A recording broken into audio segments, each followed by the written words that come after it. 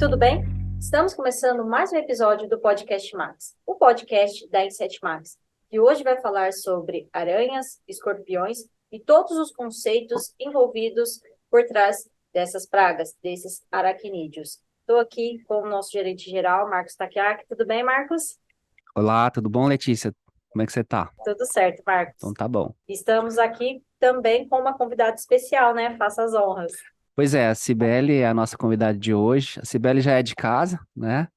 Apresentar, ela é médica veterinária, ela é proprietária da Consultec, uma empresa de consultoria que dá assessoria pessoal, treinamentos, entre outras atividades. Tudo bom, Cibele? Tudo bem, e vocês? Tudo Tudo certinho. certo. Sibeli, seja bem-vinda mais uma vez ao nosso podcast.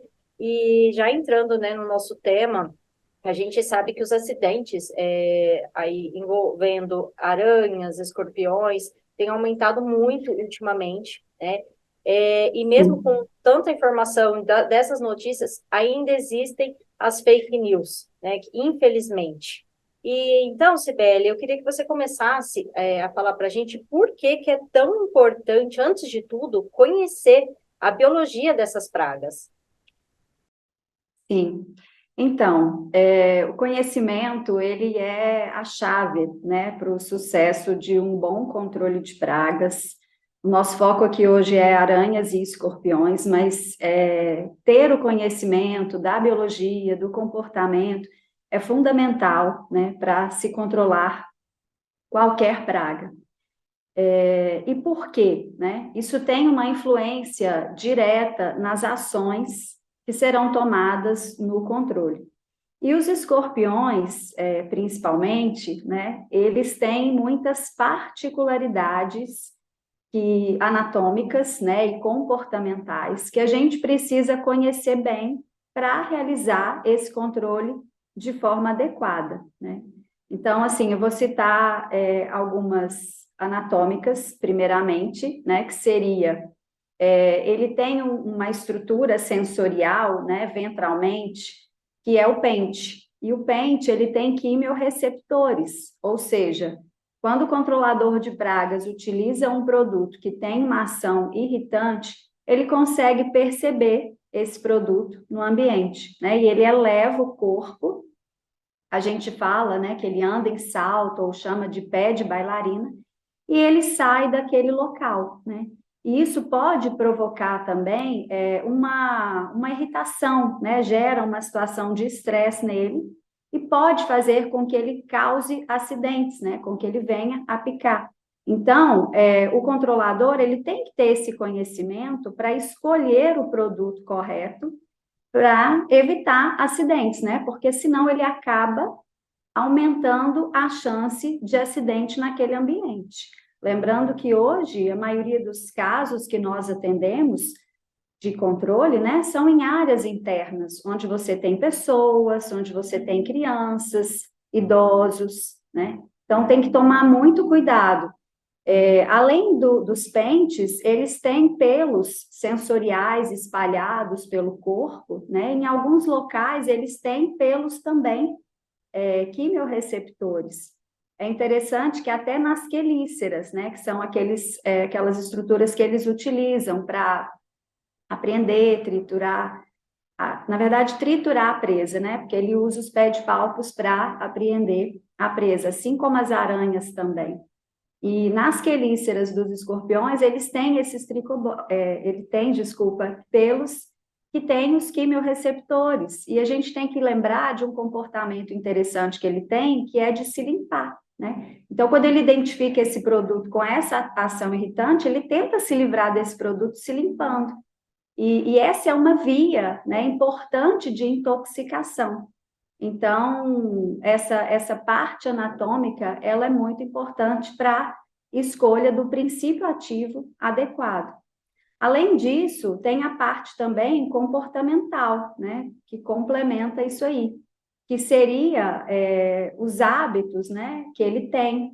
Então, ele tem hábito noturno, e aí ele emite uma fluorescência no exoesqueleto. Então, isso nós podemos utilizar, né, a nosso favor, porque uma captura noturna onde você utiliza uma lanterna ultravioleta, faz com que a gente identifique e capture muito mais escorpiões do que numa captura diurna, né?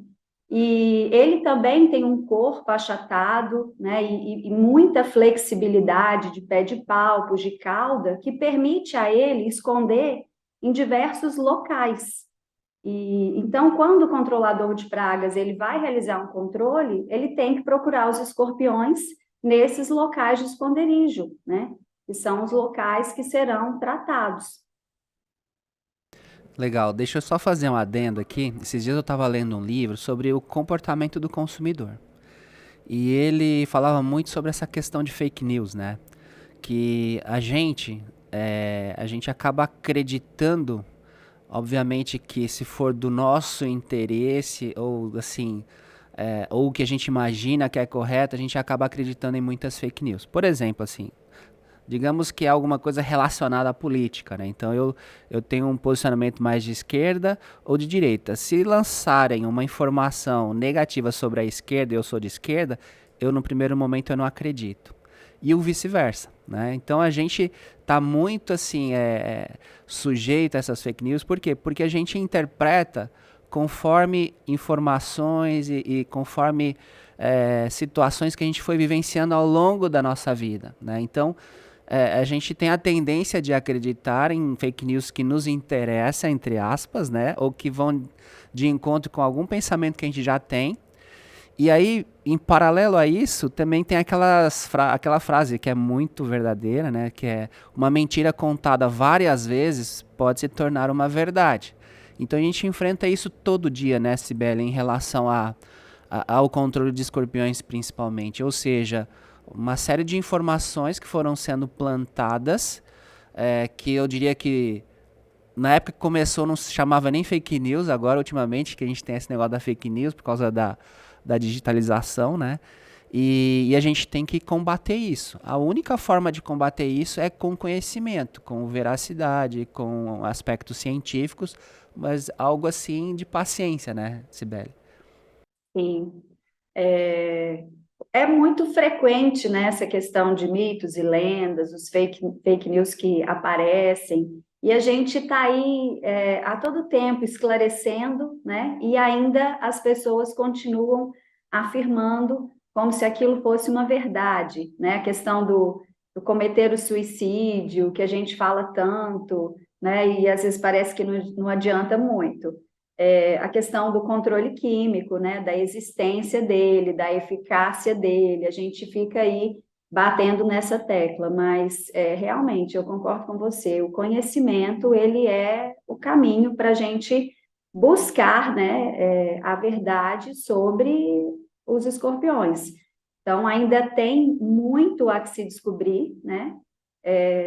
Às vezes a gente fica sem resposta para algumas perguntas. Então, assim, tem que se estudar mais, mas a gente também tem muita coisa, é só aprofundar mais os conhecimentos, né? Para evitar até de falar coisas que não existem, né? Errôneas. Infelizmente, a gente vê alguns profissionais falando isso. Então, conhecer realmente é fundamental, né? Cibele, recentemente aconteceu uma situação que foi assim, a gente tem vários produtos aí que controlam, né, pelo menos em rótulo, os escorpiões, né? E a gente percebeu o seguinte, que em doses até bem menores do que declaradas no rótulo, o produto estava funcionando para escorpião. Porém, para aranha não. Ou seja, o que de repente poderia trazer esse tipo de diferença de resultado, já que foi testado em laboratório, tem em rótulo lá informações de dosagem para escorpião, geralmente são muito mais altas do que para insetos, né, barata, por exemplo. E aí a gente tem ouvido assim relatos muito frequentes que o produto funcionou para escorpião em doses até mais baixas, mas para aranha não. Tem alguma coisa de biologia e de comportamento que poderia explicar isso? Sim, se a gente fizer um comparativo, né, a aranha, ela toca menos ainda o solo, né? Então, você trata ali uma superfície, o contato dela vai ser menor. Então, diminui as chances de intoxicar, né?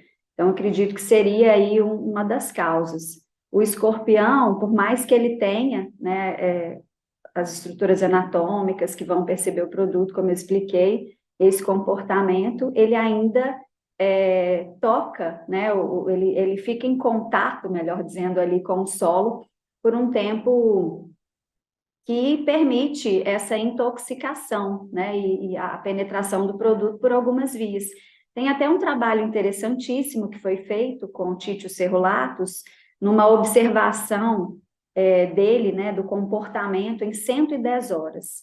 E aí, esse trabalho mostrou que em um pouco mais de 79 horas, ele fica em contato com o solo, imóvel, né? O escorpião, ele tem aquele comportamento de ficar quietinho, aquela posição de repouso que ele faz, né, onde ele retrai pé de palpos, pernas e enrola a cauda. Então, ele fica muito tempo parado. Então, mais uma vez, né, a importância de se conhecer esse comportamento, de tratar uma superfície com o produto, né, aquela que a gente sabe que ele vai passar quando ele sair do esconderijo, com um produto que tem ação residual, e aí ele vai, então, se contaminar, né? Além disso, ele tem também um comportamento de explorar o ambiente. Então, esse trabalho mostrou que ele fica aproximadamente umas 20 horas explorando o ambiente. Então, ele acaba tendo um pouco mais de contato, né? E aí o produto penetra por algumas vias, como as articulações, os espiráculos, e leva à intoxicação e morte, né? Então, as aranhas, elas também são muito parecidas anatomicamente, mas elas tocam bem menos, né, o solo. Então, isso acaba dificultando um pouco essa intoxicação. Eu acredito que seja um dos motivos, né? Isso pode ser realmente um dos motivos, né? A gente precisa entender de que forma, então, deveria ser feita essa aplicação para favorecer o contato, né, do produto com a aranha nesse caso, né? E isso é interessante, né, Cibele? Porque muitas vezes a gente explica, tá escrito no rótulo, mas eu acho que nada melhor do que você mostrar ao vivo, né, para as pessoas, né? Como fazer a aplicação, de que forma, a quantidade, Sim, o volume de cauda por metro quadrado, porque sim, assim, todo mundo fica muito focado na dose, né? Que é a diluição, né, no caso. Mas não ficam focados na quantidade de cauda por metro quadrado. Isso é uma coisa que eu já percebi muito. E eu acho sim. que é importantíssimo fazer esse tipo de orientação e treinamento, né, no campo, né? Entender, passar para as pessoas como deve ser aplicado o produto, né? Sim, sem dúvida, né? Aonde se aplica, como fazer a aplicação, né? Essa parte também eu vejo que é uma que o pessoal não se atenta muito, né? Utilização de bicos adequados, enfim, tem uma série de coisas importantes aí relacionadas a essa parte, né? O preparo da cauda. Tá aí uma situação boa para você colocar num treinamento ao vivo e a cores. Mostrar para o Sim, pessoal sim, como fazer a aplicação, né, do produto, né? sim, sem dúvida. Isso é importante demais. Tem uma outra situação que me chama muita atenção. A gente, cada vez mais, eu vejo aí a importância da gente ter o conhecimento em relação a essas pragas, né? E eu vejo também, assim, um certo desejo das pessoas, das empresas, da população, de entender melhor isso tudo, né? Então a gente tem visto muita live, a gente tem visto assim movimento de alguns profissionais, né? Tentando, digamos assim, desmistificar, né, essa questão do controle de escorpiões, principalmente, mas ainda falta alguma coisa, né? O que a gente poderia fazer, Cibele, para realmente tá mais próximo, a gente conseguir levar todos esses conceitos para as pessoas? Eu acho que é como o que a gente está dizendo aqui desde o princípio, né? É o conhecimento. A gente precisa buscar as informações, conhecer essas particularidades, né, das pragas para realizar um controle. Lembrando que o controle, ele não é só químico, né? Então, o controle químico, ele é complementar, isso não só para escorpiões e aranhas, mas para todas as outras pragas. Então, a gente precisa ter isso em mente, conscientizar o cliente disso também, porque o ambiente, ele tem uma influência direta, né, na ocorrência da praga ali naquele local. Ele é que vai levar à atração, à proliferação, ele que vai permitir o acesso. Então, precisa ter uma intervenção adequando, né, aquele ambiente. E o controlador de pragas, ele tem esse papel também, de mostrar para o cliente os pontos de melhoria para evitar a presença da praga ali, né? E o cliente, ele precisa fazer a parte dele. Então, levar esse conceito de controle integrado, ele é muito importante. No caso dos escorpiões, né, a gente está aí sempre dizendo, existe o controle químico, ele é necessário, ele deve fazer parte de um controle integrado, mas a gente não pode esquecer do manejo ambiental, né? E você tocou num ponto importante que eu considero fundamental, que é a conscientização das pessoas. Então, a gente faz isso quando vai atender um cliente, né, pedindo para ele vedar um ralo, pedindo para ele retirar entulhos, enfim, né, tem que ter uma análise do ambiente, por isso que a inspeção é tão importante. Mas a gente pode ir além, né, e a gente precisa ir além. Eu sempre gosto de falar de Porto Alegre, né, que já fui lá ministrar sobre, né, sobre os escorpiões aí em parceria com a Inset Max, e algo que me chamou muito a atenção foi que, quando o Títio Serrulatos chegou lá, a prefeitura fez um trabalho muito intenso para mostrar à população, né, que tinha chegado um escorpião ali, uma espécie exótica, né, invasora, ele não é nativo, e eles começaram a orientar as crianças nas escolas, a população, os profissionais da área de saúde, e eu acho que isso fez uma diferença enorme, né, na diminuição dos acidentes, inclusive, até onde eu sei, não há registros de morte, né? Eu até estava assistindo uma palestra semana passada e o palestrante contou, né, que uma senhora teve o filho picado e ela foi até o hospital com um folheto informativo, né? Então, essa também é uma etapa importantíssima do controle. As pessoas precisam ser conscientizadas, né, e fazer a parte delas quanto ao controle, principalmente dos escorpiões aí, né, que as pessoas acumulam entulhos, restos de material de construção, a gente sabe que os resíduos, né, lixo aí, eles também acabam contribuindo muito, atraindo baratas, então tem que ter uma conscientização das pessoas para tornar esse ambiente para não tornar esse ambiente favorável, né, à proliferação dos escorpiões. Perfeito, Cibele. Realmente, né, é um trabalho, assim, vamos dizer, de formiguinha, né, falando aí a passos lentos, mas é importante a constância, né, Marcos, né, Cibele, porque a gente precisa realmente que a população seja consciente e faça a parte dela aí para, até na redução dos acidentes, porque eles são grandes, a população também é grande responsável, né? E, Cibele, eu queria que você falasse um pouquinho para a gente, assim, trazendo um pouquinho para o nosso lado, né, dos controladores de pragas e profissionais no segmento, né, como que é feita uma inspeção de qualidade e um controle, né, operacionalmente falando, né, o que caracteriza um bom trabalho? Então, a inspeção, eu considero que ela é a etapa mais importante do controle integrado, né? Porque quando você vai até o local, inspeciona de forma minuciosa, criteriosa, você consegue ter um diagnóstico da situação. E ali você consegue traçar as suas estratégias de controle, né? A gente tem que lembrar que cada caso é um caso, né? E hoje nós temos inúmeras ferramentas para controle, né? Inclusive produtos, mas a gente tem que escolher sempre aquele que é conveniente e compatível com o local que eu estou, né? A gente, como eu falei agora há pouco, a gente trata muitas vezes áreas internas, né? Onde eu tenho pessoas. Então, eu tenho que ter muito cuidado com a escolha desse produto.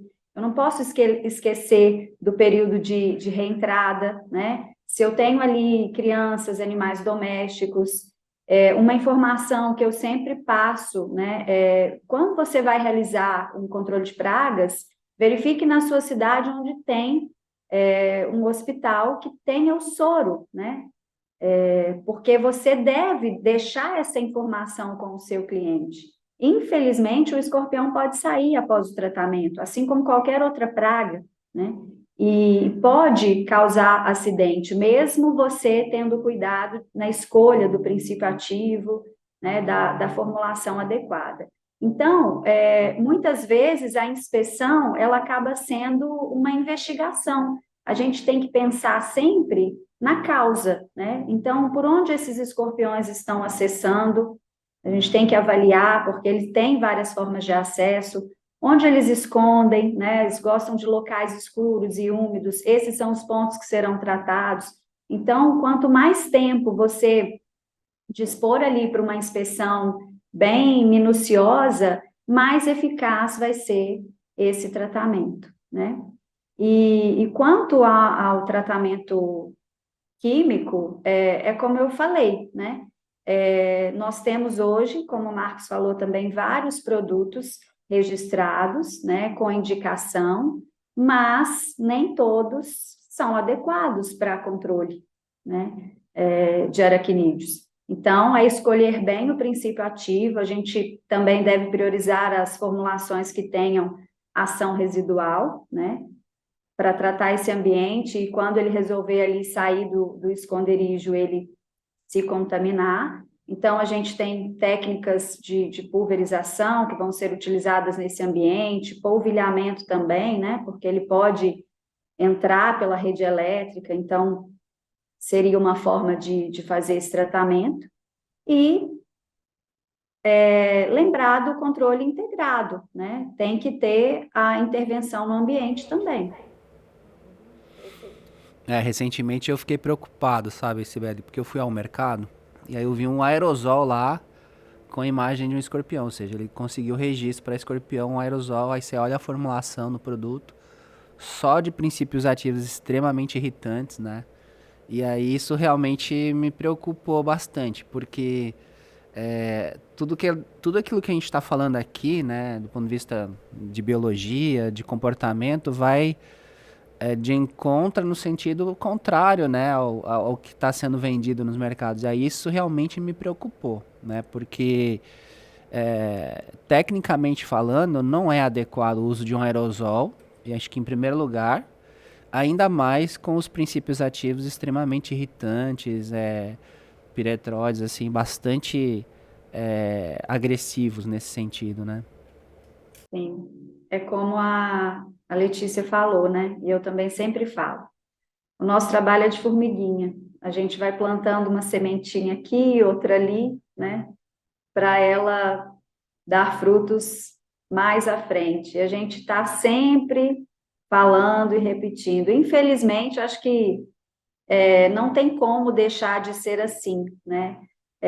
Não basta ter ali um desenho de escorpião, a indicação no rótulo. É aí que está a diferença, né, do controlador de pragas que investe no conhecimento, que busca, porque infelizmente os produtos eles estão aí no mercado e a pessoa, quando ela não tem o conhecimento que nós controladores temos, né, da biologia, de como ele se comporta, ela vai achar que esse produto vai resolver, né? Mas na verdade não vai. Então, eu acho que esse é um dos diferenciais que os controladores têm, né? E que eles precisam ter, porque a gente sabe que nem todos dão a devida importância, né, nesse investimento do conhecimento. É verdade. E assim, o que eu percebo também, Sibeli, é que às vezes o proprietário da empresa, o responsável técnico, ele já tem até um conhecimento bom. Porém, os operadores não. Então, assim, o operador, ele, além de repente, ter uma dificuldade de comunicação, se ele tem essa condição de pouco conhecimento, isso também não ajuda, né? Então eu acho que é importante você capacitar de A a Z dentro da empresa, né? Desde a pessoa que vai atender o telefone, que vai fazer uma venda, até os operadores e, obviamente, passando pelos responsáveis técnicos e legais da empresa, né? Então, Sim, acho que a gente precisa difundir mais o conhecimento também, né? sim. E você falou mais uma vez algo muito importante. Às vezes a empresa investe ali na parte técnica, operacional, mas esquece da parte comercial, né? As informações elas precisam estar alinhadas, todos têm que falar a mesma língua. Às vezes a gente vê algumas diferenças, né, por causa dessa falha aí. Então, realmente, essa comunicação aí, ela tem que ser para todos, né? O cliente, ele está mais consciente, né, dos direitos, ele muitas vezes até faz algumas exigências, né, e algumas empresas até acabam aceitando aí. Eu já vi clientes falarem assim, eu quero que você utilize aqui determinado produto. Mas e aí? Será que esse produto é adequado para ser usado naquele local, né? Será que a gente tem ali um animal doméstico que pode se intoxicar mais facilmente em comparação a outros, né? Hoje, na maioria das residências, tem um animal doméstico, um cãozinho, né? E aí? Então, será que o controlador ele precisa atender o cliente do jeitinho que o cliente pede? É aí que entra o conhecimento, porque ele tem que ter essa capacidade de argumentar com o cliente, de explicar, falar, olha, esse produto não é tão adequado, nós trabalhamos com outro, né, que é mais seguro, que também é eficaz para esse caso específico, porque eu vejo que às vezes ele acaba colocando em risco ali, né, o próprio cliente, a própria imagem da empresa, porque se acontece alguma coisa, é muito ruim, né, você intoxicar um animal, ter problema de intoxicação num ambiente, isso compromete a imagem. Então, realmente, é o conhecimento que é a chave, né? Eu falo que muitas vezes você está indo realizar um controle, mas você leva inúmeras informações. O cliente, quando você chega, ele te faz várias perguntas e você tem que saber responder. Entrar mudo e sair calado num cliente é muito ruim, né? O mínimo que o técnico precisa fazer é explicar o que vai ser feito. E a gente falou aí dos fake news, né? Muitas vezes o cliente já leu na internet, ele tem um conhecimento, mas e aí? Será que está certo, está errado? Então, o controlador é que tem que falar, né? É que tem que desmistificar e falar o que é correto. Exatamente. Perfeito. Marcos e Cibele, diante aí de todos os fatos e tudo que a gente conversou agora, a gente pode dar spoiler para o pessoal que está assistindo a gente? Opa, vamos lá? Então, por favor, Marcos e Cibele, comecem aí a fazer o convite, né? Porque assim, a gente já viu que o conhecimento, antes de qualquer coisa, é a base de tudo, né, pessoal? Então, eu queria que vocês passassem um recado aí para o pessoal que está assistindo. Fiquem à vontade. Vai lá, Cibele, pode falar. Então, no dia 14 de junho, a gente vai realizar um curso teórico e prático sobre controle de escorpiões e aranhas aqui em Belo Horizonte. Então, na teoria, a gente vai apresentar toda essa biologia, né, dos escorpiões e das aranhas de forma detalhada, assim como o comportamento. Então, a gente apresenta com fotos, né, muito, muito interessantes e vídeos também.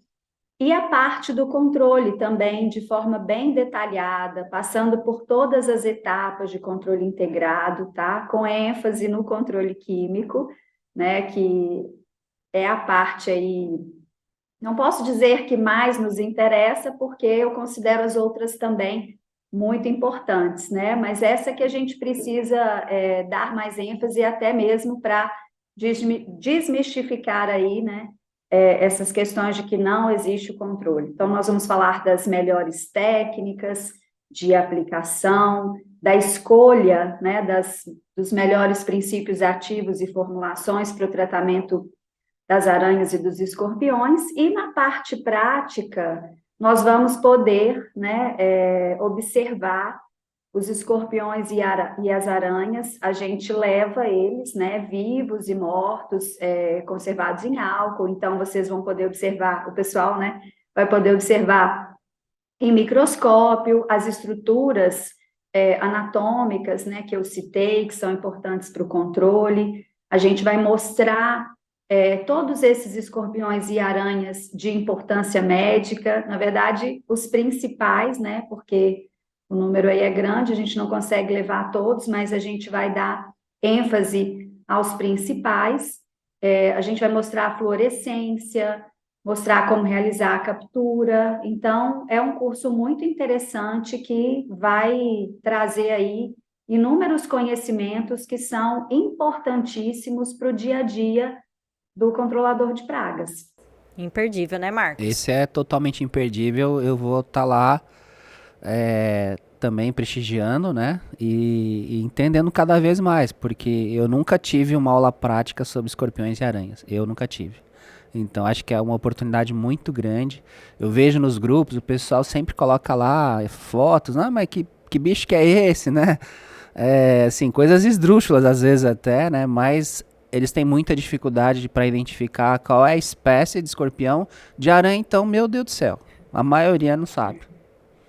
Sim, e isso é fundamental, né, Marcos? A identificação. Se tratando de escorpiões, o pessoal, todo escorpião amarelo, eles acham que é Titis cerulatus, né? Então, nós vamos mostrar como fazer a identificação, quais as características de cada um. Se tratando de aranhas, o pessoal confunde muito a armadeira com a aranha de jardim. Então, a gente vai observar, né, as características ali que diferenciam uma da outra no cefalotórax, no abdômen. São duas aranhas importantíssimas, né? A armadeira de importância médica, causadora aí de acidentes graves, enquanto que a de grama, ela não tem um veneno tão tóxico, mas como ela é muito comum, ela acaba, né, sendo aí posicionada em aracnídeos de importância médica. Então, a gente vai falar também sobre o comportamento delas, né, essas características. Outra coisa que me chama muita atenção na aula prática é que a gente pode observar de perto e a gente fica, muitas vezes, assustado com o tamanho delas, né? Uma aranha marrom é muito pequena, uma viúva negra também, geralmente 1 centímetro, 1,5 centímetros. E para quem nunca viu de perto, às vezes está acostumado com fotos, né, em livros, internet, então vê sempre aquela aranha de tamanho aumentado. Mas e na prática? Né? Será que, como que eu vou reconhecer? E aí eu vou realmente ver o tamanho real, ver características que vão auxiliar na identificação, né? Uma marrom tem lá um desenho de um violino no cefalotórax, então quando você encontra uma aranha, isso vai te ajudar na identificação, né? Porque quando a gente encontra uma aranha, o que a gente pensa logo? Nossa, será que ela é de importância médica, causadora de acidente, o veneno é tóxico ou não? Essa também é a primeira dúvida que eles nos enviam, né? Então a gente vai focar nisso. Legal, Cibele. A gente fica bastante contente com essas oportunidades que estão para chegar. Né? Te agradeço a participação mais uma vez aqui no nosso podcast. Vamos pensar em outros temas. Inclusive, você andou falando uma coisa, eu fiquei pensando, tem um tema bem bacana pra gente falar, que é sobre intoxicação. Ótimo. Que é sobre essa questão dos princípios ativos, tipo de sintomas, tipo de tratamento, como evitar. Acho que a gente pode fazer um nesse sentido também. Com certeza, Marcos. Vai ser muito bacana também. Muito bom. Obrigada, Cibele, mais uma vez por aceitar o convite, por participar com a gente, viu? E as portas estão sempre abertas. Obrigado, Cibele. Eu que agradeço a vocês, é um prazer enorme estar aqui com vocês, mais uma vez, né? Um privilégio para mim. Muito obrigada, Marcos, Letícia, muito obrigada, Inset Max, tá? Por essa parceria aí de longa data.